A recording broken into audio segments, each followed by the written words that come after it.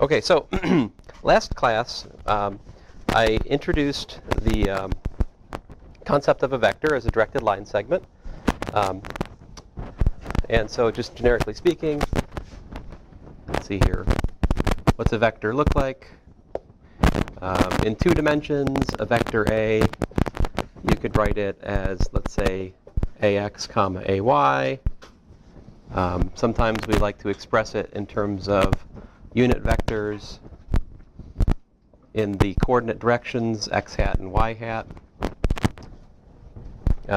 If you have a 3-dimensional vector, b, that means you've got a third z component, and you could express that as a sum a, come on, all right, b, b sub x x hat plus b sub y y hat plus b sub z z hat, okay? And so any vector you can express as a sum of its vector Cartesian components, all right? And then we talked about, briefly, we talked about dot product and cross product. I want to talk a little bit more about that. I'll show you an example, and where we, I'm going to show you an example, which is, I think, interesting. You can disagree if you want. If you had Calculus 3 with me last semester, you are forbidden from offering your insights into this example. Sorry, but I mean, it's the way the cookie crumbles. Suppose you got a cube. I don't really care what the dimensions are. Let's suppose the side length of the cube is L, whatever. My question to you is, what's the angle between, let's say, this this back corner here, all right? This vector right here, let me call it A. What's the angle between A and between that line segment and then the diagonal which connects the that back corner there to this front corner? What's the angle between the red line and the soon to be drawn blue line?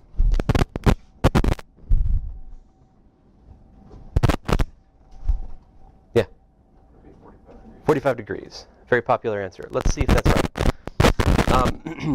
Okay, so how do we actually check that out? Well, I submit to you what we could do is put a coordinate system at that back coordinate, right? And think of the vectors A and B as coordinate vector. I mean, as vectors coming out of the, based on that coordinate system. So let's see here. If I do the usual thing like I started doing last time, the x coordinate x is going that way, the y coordinate x is going this way, and then z is going up where that red vector is. Well, let's see here. A would be what?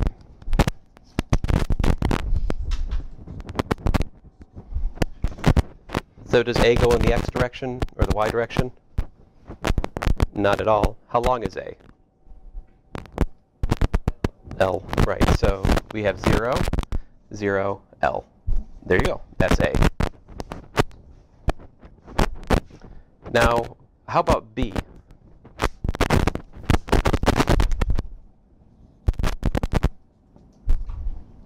So here's the thing. If you look at the points here, this point, for example, would be what? This would be L, 0, 0. This point over here, that would be 0, L, 0, right? Another example, this point up here would be what?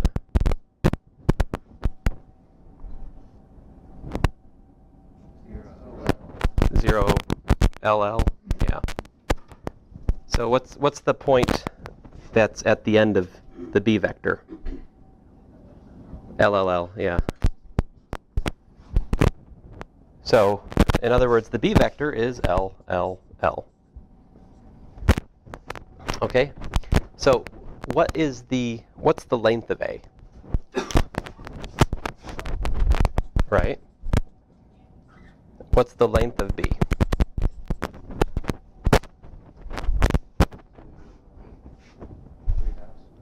L times square root of 3? Very good. I put words in people's mouths. Oh, wait a minute. You said L to the 3/2, didn't you? Wait, L. Let us go on. So V is L times the square root of 3, right? That's the length, because L squared plus L squared plus L squared, 3L. Yeah. Nope, not 30 degrees either. You won't guess it. Now, okay, so then how do I figure out the angle between A and B? Well, we use the dot product is the way to do it. So the dot product says, what's it say? It says A dot B, right? A dotted with B is equal to AB times the cosine of the angle between them. That's what I asked about. What is this angle right here? That was my original question. Like, what is theta? Okay. Now, what's the dot product of A and B? The definition says you take the x component of A multiplied by the x component of B plus the y component of A times the y component of B plus the z component of A times the z component of B. In this case, that's what? 0 plus 0 plus L. So A dot B is L. All right. A times B is what? These are the magnitudes. Well, that's L. And then what? Oh, is that wrong? L squared. Thank you. I was about to get really confused because this was dimensionally inconsistent. Oh, don't be confused. You know who might hear. All right, so cosine of theta. Oh, and I'm missing something. What did I? You guys interrupted me mid-thought. I mean, that's fine. Interrupt me if I made a mistake or whatever. You've got something to say. Yeah, I'm missing a very important square root of 3 here. Now, of course, if you just think about the problem geometrically, it doesn't really matter if L is a centimeter, a millimeter, or an angstrom, or a light year. I mean, a cube is a cube is a cube, right? So this angle is something intrinsic geometric to cubes, independent of their size, their scale, right? And that is reflected in the algebra here in the fact that L squared cancels on both sides, right? And that just leaves us what? We get cosine theta equals what? 1 over square root of 3.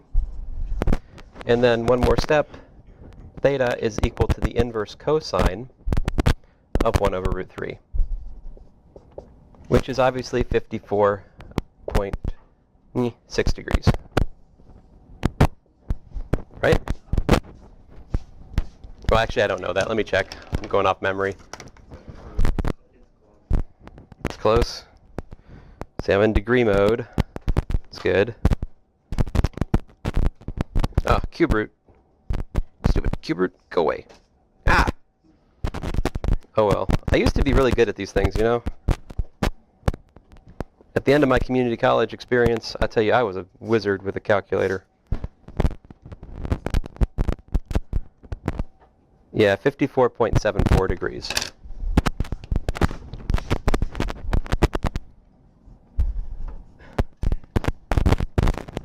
So, moral of the story is you should learn to use vectors because geometric intuition will let you down when it comes to three-dimensional questions.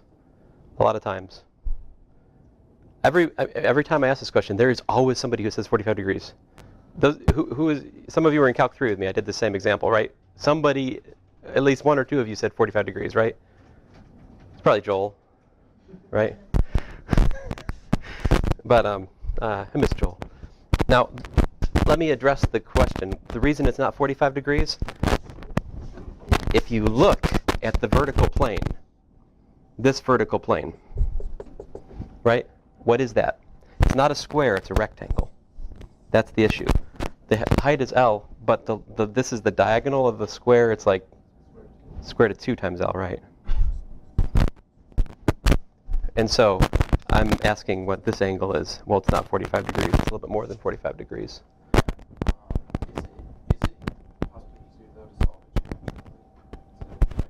It's definitely easier to solve it with vectors. I know you guys, you love trigonometry, but trust me, once we have 4 or 5 vectors floating around and start doing things, I mean, you should use vectors. That's what the moral of the story is. Use vectors! I tried. Anyway, yes, some of you will refuse. That's okay. There's always next semester with vectors and mortis. Yes? No? What? I did the arctangent of square root of 2. Yeah, that was all Oh yeah, I mean, you can, if you have the insight to look at this vertical plane and identify, you can chop it down to a two-dimensional problem where trigonometry lives, right? I guess there's spherical trigonometry in 3 dimensions, but anyway, I think this is a good showcase of why dot products are nice for figuring out things that aren't immediately obvious. Now, I owe you guys at least some short discussion of how to calculate cross products, so I'm gonna do that next. Now, we may not use these much for a while, but I want to put it here so we have everything in one place, all nice and neat. And I think I've also assigned you some homework on it, so it'd be kind of mean if I don't show you how to calculate the cross product, right? But it is true, it's a little bit of an odd duck in this larger discussion because we don't really need it until we start talking about rotational physics. And there it plays a big role. So the cross product, again, geometrically, is defined to be a vector which is perpendicular by construction to the given vector. So A cross B is equal to, and so what's it equal to? Well, it's equal to the following. AYBZ minus AZBY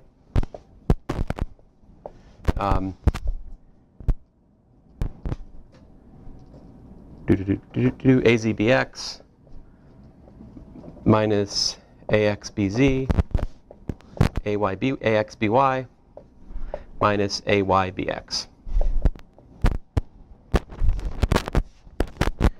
Now, I mean, there's a very, very nice pattern here if you look at it. In the x component of the cross product, you only have y and z's of your crossed vectors, right? See, there's no x here, right? This would be what we would call what? This is the x component, A cross B. The x component right there, right? There's no x component of A or B in that formula. The same pattern holds for the y and z components, right? See that right here? Is there any y component? Nope. This is A cross B, the y component, right? There's no AY or BY there, right? And here, as you can see, the z component has no z's in it. Now, this is the definition. Okay, so you could ask, well, why is that the definition? Well, if you'd like to see more about that, read my Calc 3 notes. I have pages and pages on why this should be the definition from a couple different viewpoints. Now, some of you don't like this formula. Fine. Sometimes I don't like this formula. There's a neat trick to remember this in terms of what's called a determinant. I'll show you that now. So another way to write this is the determinant of x hat, y hat, z hat, ax, ay. What you do is you just put the a vector in the second row and you put the b vector in the third row. All right? Just like so. And by definition, this determinant is that formula. Now, rather than proving it for the formula, let me do an example, okay? So,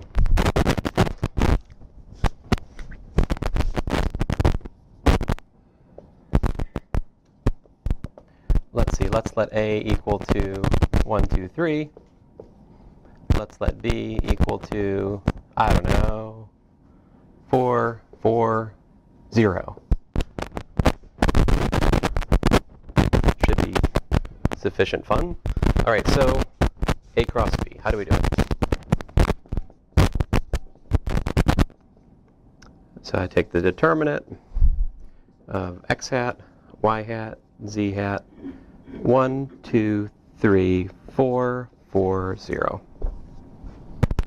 Now, the way this determinant works is, well, we talk about what's called the Laplace's expansion by minors. So like, to start with, I write x hat, right? And then I take and I multiply everything that's not in the x row. Like, so I've got these guys right here. See, those are not in the x hat spot. See that? And so what I do is I do 2 times 0, and then subtract the off diagonals, minus 3 times 4. That's the way it works.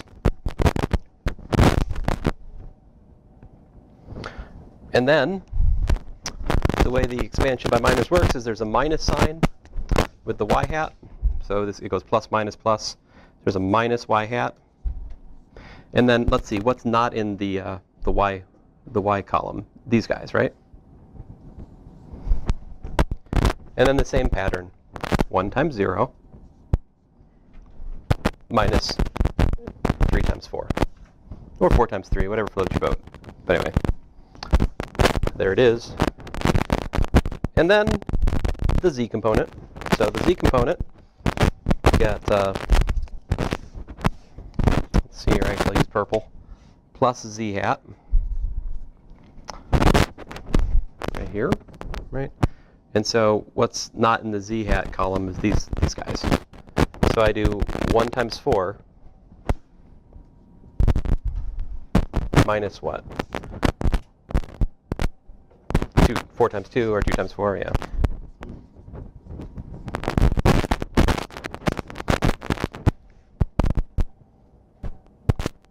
All right, now let's clean it up. This is what? Minus 12x hat. Let's see here, plus 12y hat. And is that minus 6z hat?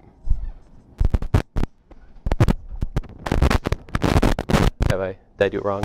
Oh yeah, 4 minus 8 is 6. Good job. All right, yeah, 4. That would be better.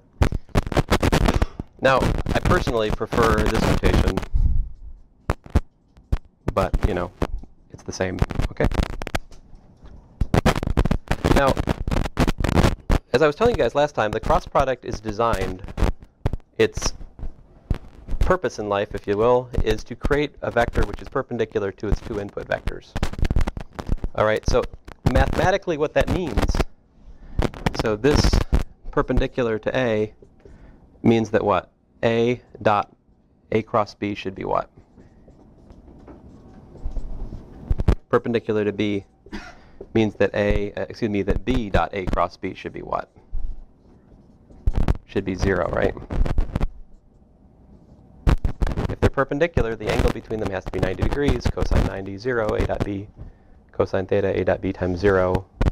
A dot B must be 0.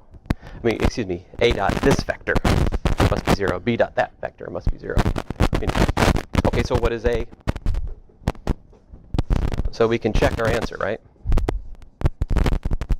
Let's check our answer real quick.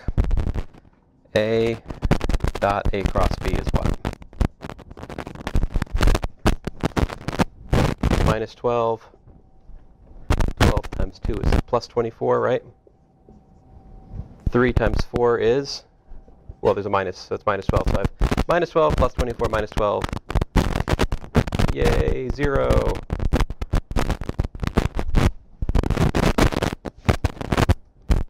And we can check B also, right?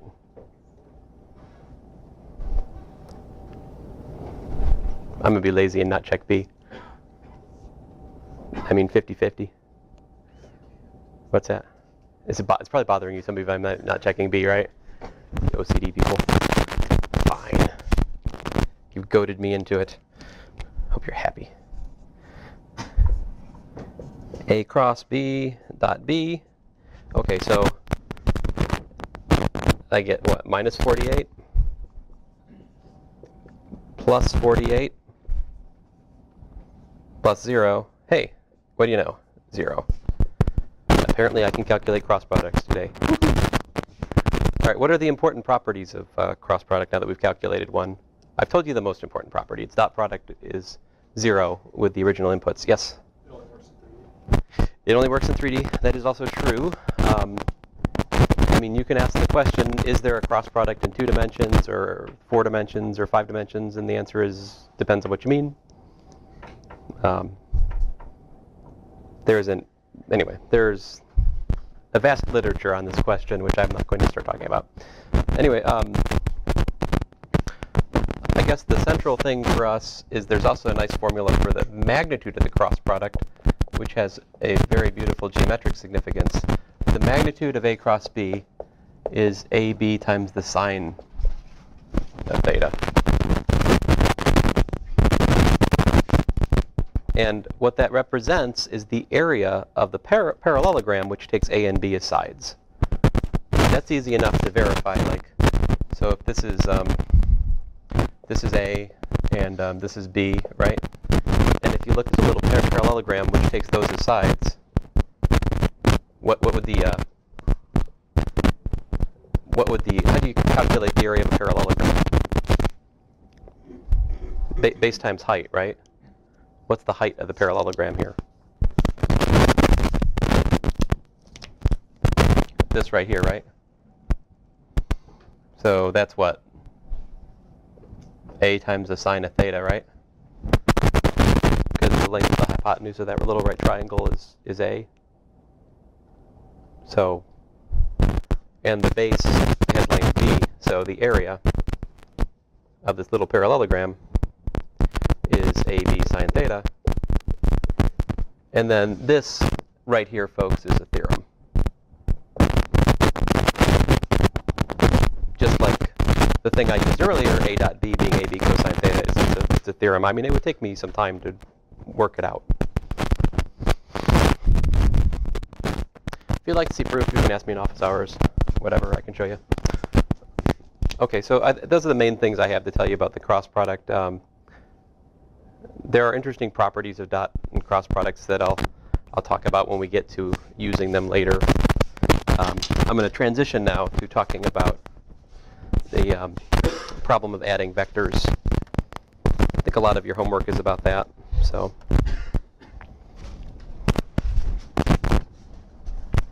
any questions while I'm erasing? Hopefully not about auto erasing.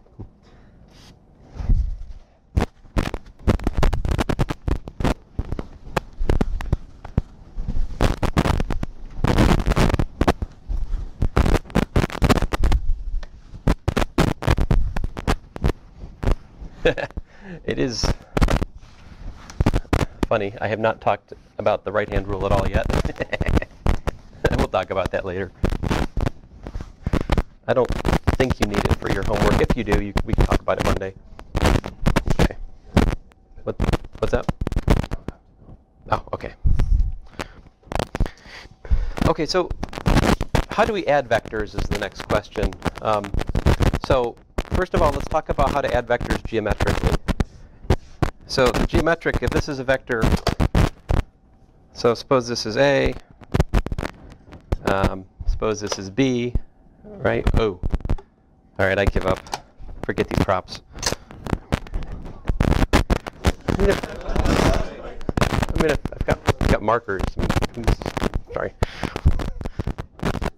So if this is A, all right, and let's just say that B is this horizontal character, right? I can ask the question, how do you add these vectors, all right? And the answer geometrically, how to add, you put them tip to tail, right? And so what I mean by that is I will try to reproduce A, and then B, like that. Okay, so where is A plus B in this picture? Yeah, that's sort of the diagonal. This is called the resultant right here. This is A plus B. That green arrow. Now we can also talk about subtracting vectors. I mean, well, you know, mathematicians hate subtraction, so they define it away into addition, right? I don't know. It's a long-standing custom. What's minus B look like? Right. So minus B would just be this guy, right? So if I want to talk about, so this is A plus B. If I wanted to talk about, you know, what is A minus B geometrically. So what I do there is what? I draw my A, right? Basically, I just add minus B to A. That's all. So here's my A. I'm trying to be, you know, reproduce it. I probably failed, but, and then minus B goes the opposite direction. Here's your minus B, right? Whereas A minus B, it's this guy.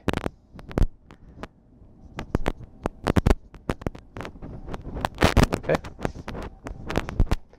Now there's something called the parallelogram method to do this, but I never teach it because I don't know. I don't need to. Tip to tail is completely general, so why bother? What if you had 3 vectors? Yeah. What if I had C was this? And so suppose I want to figure out what is let's say A plus B plus 2C look like.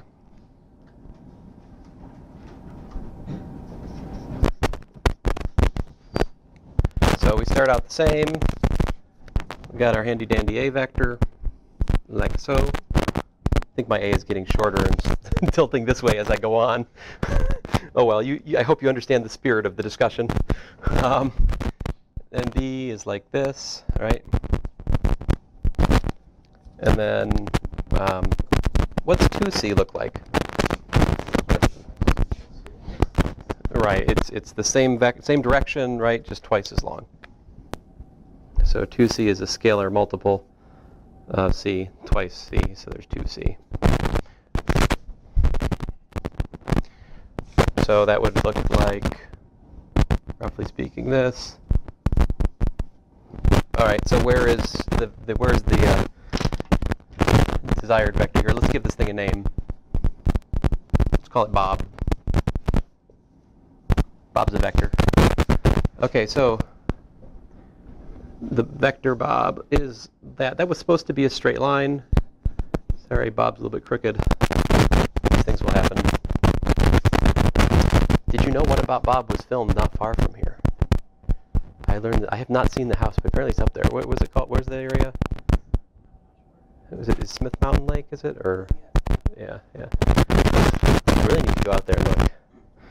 That movie is very special to my parents. They're doctors, and they actually had patients who wanted to follow them from New York to North Carolina when we moved when I was a teenager. It's like, your doctor should not be that important to you, you know? So, nobody followed us, but it was kind of pretty stalkery for a little bit. All right, so geometric addition of vectors is fun, everything, but it doesn't give us very quantitative results, right? Qualitatively, yes, it's very useful. We will use it in a qualitative fashion. This kind of geometric visualization of vectors is with us throughout the entirety of this course and the next course. So what I'm telling you is important, these ideas. However, where it's really at for your homework, of course, is quantitative, right? We actually need to find specific components for like resultants of additions of vectors, right? So the principal method that we use to deal with problems about vectors is to break them down into Cartesian components. Because once you break a vector down into its Cartesian components, then you can just add component-wise, which is easy. So I want to show you some examples of this technique. Let's get to it. And the technique really is just right triangle trigonometry. I mean, it's not more than that. So suppose you've got, here we go, vector A, vector B, and I'll make C easy, like this. And let's say we're given A equals 10, B equals 8, C equals to, 6. All right. And let's see here. Furthermore, we're given that this angle here is, let's say, 50 degrees. We're given that this angle here is 30 degrees, and C is as pictured. All right. Here's our question. This is just what's given. All right. Here's our goal.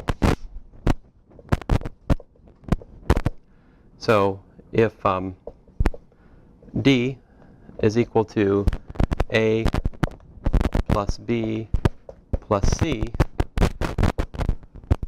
find the magnitude of D and the standard angle for D. There you go. Pretty standard problem. Now, the reason we care about a problem like this is very simple. Very soon, we'll be talking about Newton's laws and so forth, and this might represent three forces, like maybe 3 different Smurfs pulling on a cat in different directions, and so the resultant would be representative of the total force on the cat, you know? Maybe if the force is larger than a certain thing, the cat dies. I don't know. Let's be optimistic. But, sorry. Cat lovers, you should take someone else's course, I guess. I don't know. I'm being particularly violent to cats this semester. I make no apologies. That's right. I said it, PETA. I'm not taking it back. Let's see here. Anyway, so how do you do this? It's very simple. What you need to do is find the x and y components of each one of the vectors which is given. All right. It's called breaking the vector down into its components. Now, we got to be smart about this. You can't just assume that the angle that you're given works the way I'm about to. I mean, this one is fine. This one is fine. You guys will get this one right usually. This AY is what?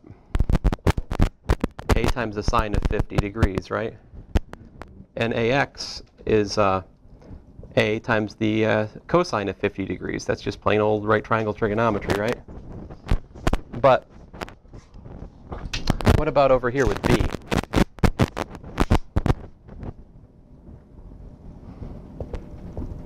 You know, you can ask about bx and by. I'll write the formulas down here below. So bx would be equal to what?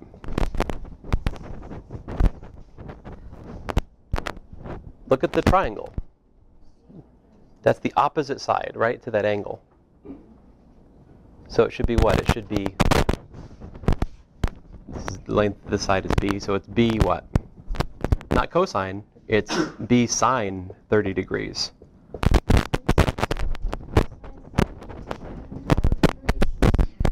I'm using 30 degrees. You could do other things. You should understand what I'm saying right now. It's important not to have to go back to polar coordinates. You need to be able to think about it in this way. It's also fine to talk about it in the way Audrey is talking about it. I'm just saying you should be conversant in both ways. Yeah. So b sine 30. Now that's not right. Why? B is a positive number. It's a magnitude. All right. Sine of 30 is a half. But what can you say about the sine, the SIGN of bx? It's pointing, it's negative, right? I'm missing a minus here. Where does that minus come from?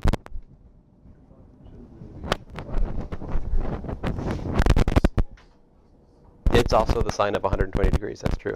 Well, no, that's the cosine of 120 degrees. Excuse me, sine of 120. No, that would be cosine of 120 would give me the minus. It is true that cosine of 120 degrees is equal to minus the sine of 30 degrees. They're both equal to minus a half.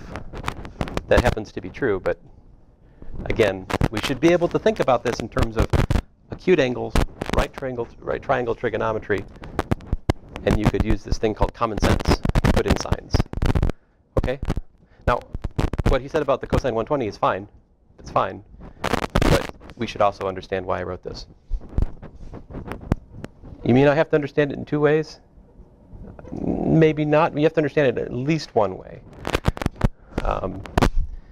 Okay, let me go on here. By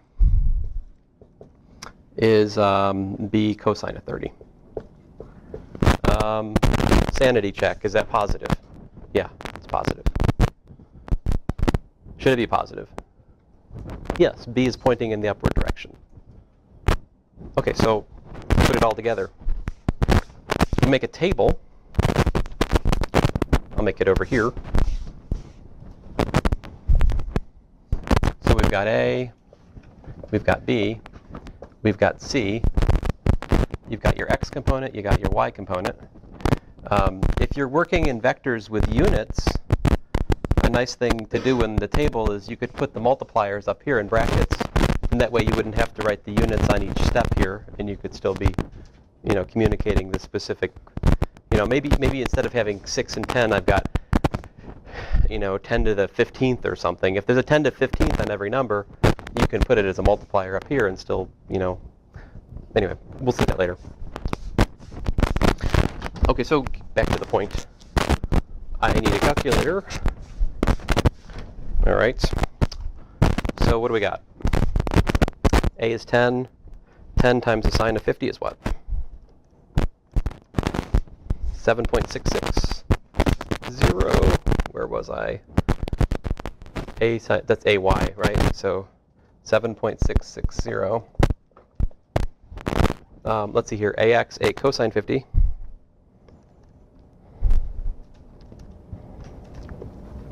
$6.428.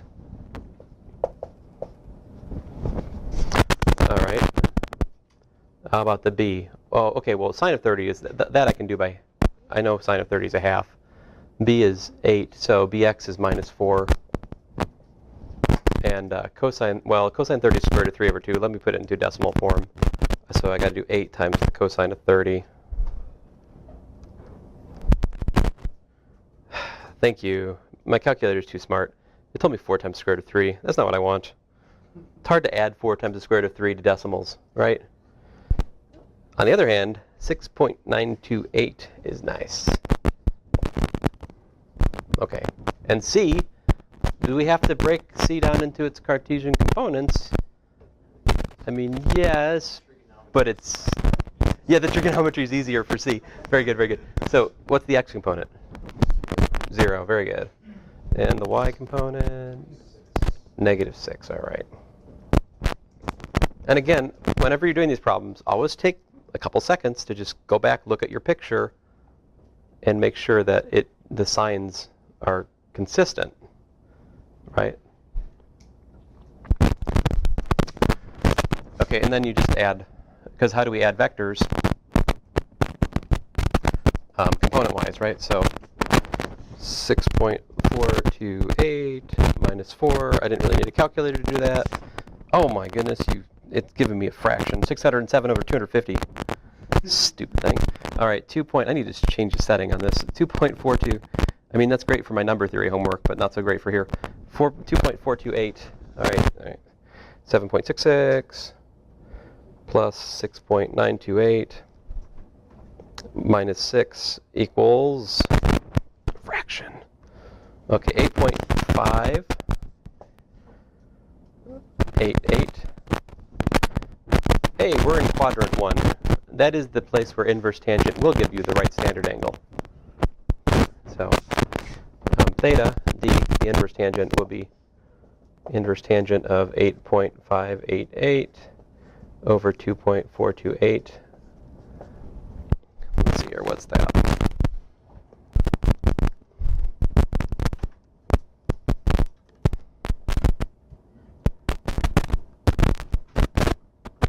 (74.21 degrees). So there's the standard angle of the answer. And what's the magnitude of D? It's the square root of 2.428 squared, right? Plus 8.588 squared. What's that?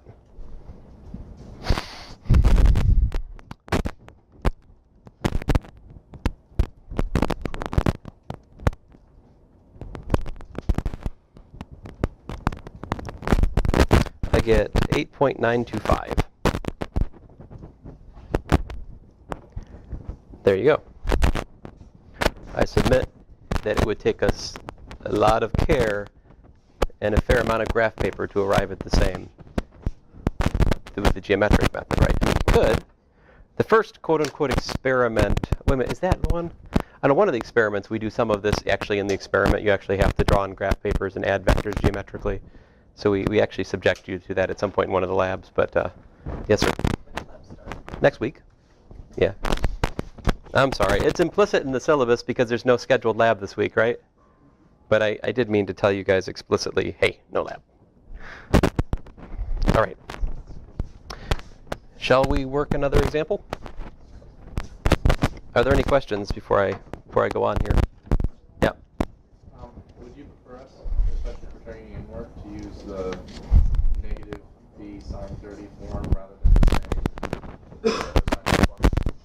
I mean, you can do either one. Okay. I just want you to be correct. Okay. That's all. Yeah. And Any place in WebAssign where it says instructor may ask you to turn in work, those are empty threats. Now, I might ask you to show me the work on the test. That's true. I mean, so it's maybe empty but not vacuous. Is there a difference? I don't know. But, I mean, it's not bad to do those. I'm just trying to tell you, you don't have to make it all nice and pretty and stuff because I'm not going to collect it. All right. Okay, so another example.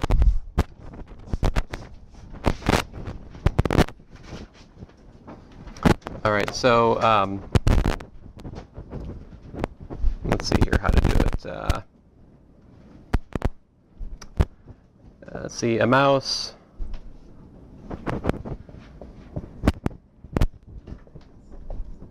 walks 100 feet at 30 degrees south of east, then jumps. It's a very, I mean, it's like a super mouse. He jumps 50 feet at 30 degrees north of west, where he climbs a flagpole 20 feet high. Find the distance from the initial point.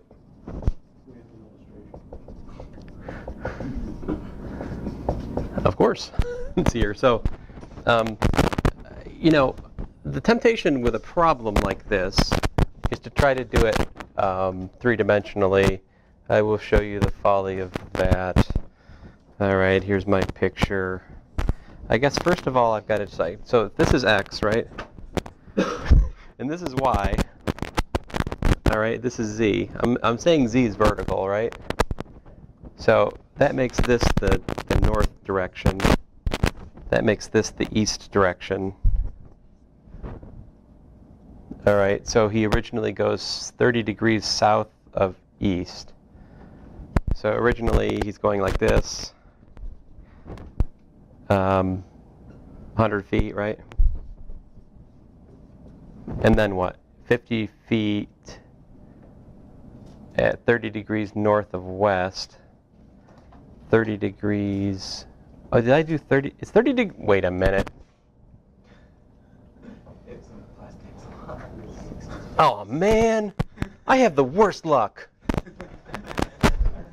That is the same stupid path. That is a total accident. You know how annoying that is to me? I need to fix that angle. I'm sorry, guys. Otherwise, this problem is really stupid.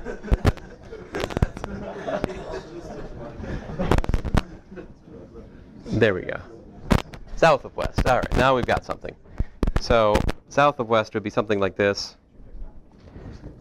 If you're having trouble understanding my picture, good, so am I. And then flagpole. Or whatever flag it is. You pick your favorite flag. I don't know. There we go. And then, so there it goes. Okay, 20 feet. So we're trying to figure out this distance, right? Now I submit to you that this is the wrong picture to draw. What we should do instead, right, is to try to, maybe, I would draw like a two-dimensional picture, right? I like to draw X this way and Y this way if I'm going to do something quantitative. 100 feet, so it's going 100 feet at 30 degrees south of east, right? So that's this direction. And then what happens? 50 feet at 30 degrees south of west. So what does that look like? 30 degrees south of west. So yeah, kind of like, exactly, kind of like a mirror. It's good, like this, right? Okay. So the angle we're given is this, 30 degrees south of west. mostly trying to expose you to this terminology, north, like angles in terms of directions. Some of you, especially if you're not from here, if English is not your native language, this is...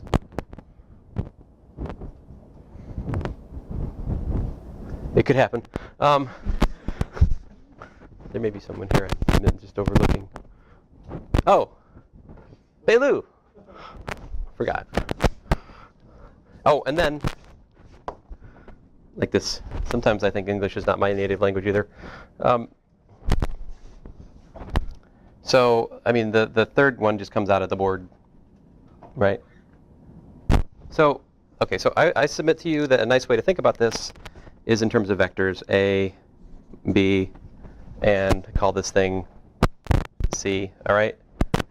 So let's see here, A is equal to, well, what is A equal to? It's equal to 100 cosine of 30, 100 sine of 30, 0.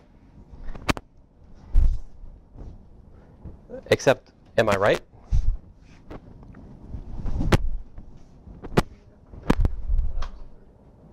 Where do I need a minus? And why? For the y, right? Because it's going down. So this should be minus. If you use acute angles between 0 and 90, cosine and sine and tangent are all positive there, right? So that's one of the reasons it's convenient to think about problems in terms of reference angles as opposed to polar angles, because you can quickly sort out sine errors when you've made them. Because sine and cosine are positive. So if there's any sign, it has to appear explicitly in terms of the number in this kind of problem. Okay, how about B?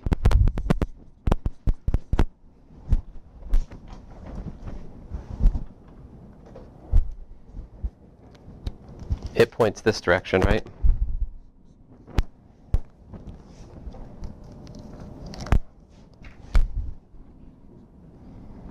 So we got what? Minus 50, right? Cosine of 30. And then what? Minus 50 sine of 30. 0. And how about C?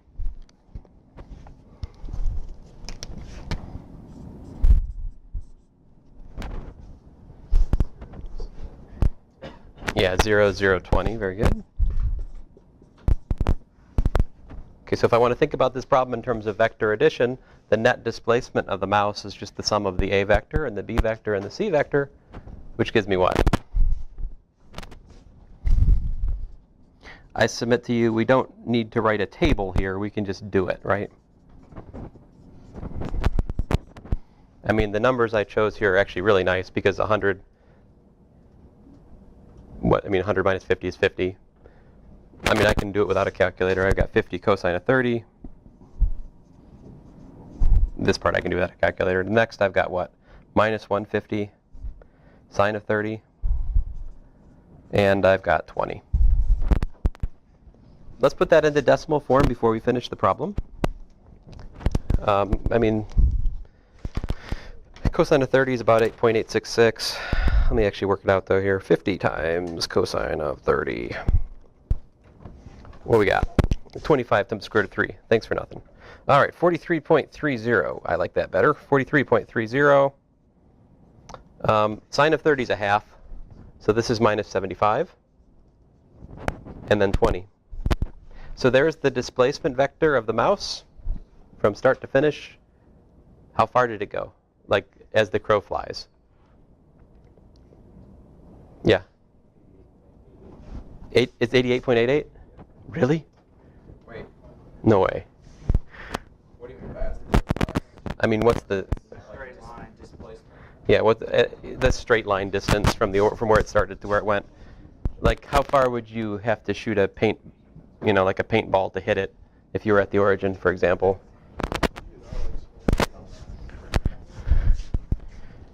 Maybe it looked drab. Maybe the paintball would make it look better. I could be just helping it with fashion style. I mean, it's not... Maybe it's a super mouse. The paintball won't even hurt it. I mean, we can't say. It jumped 50 feet. Come on. Think the worst of me. Besides, given my hatred of cats, don't you think I must like mice? Let's see here. Maybe that's why I hate cats. Mice are my friends. Not really. I will kill them if they come in my house. So the sum of the squares is 7,899.9. The square root of that is 88.88. Well, I couldn't make that happen if I tried, but there it is. Awesome.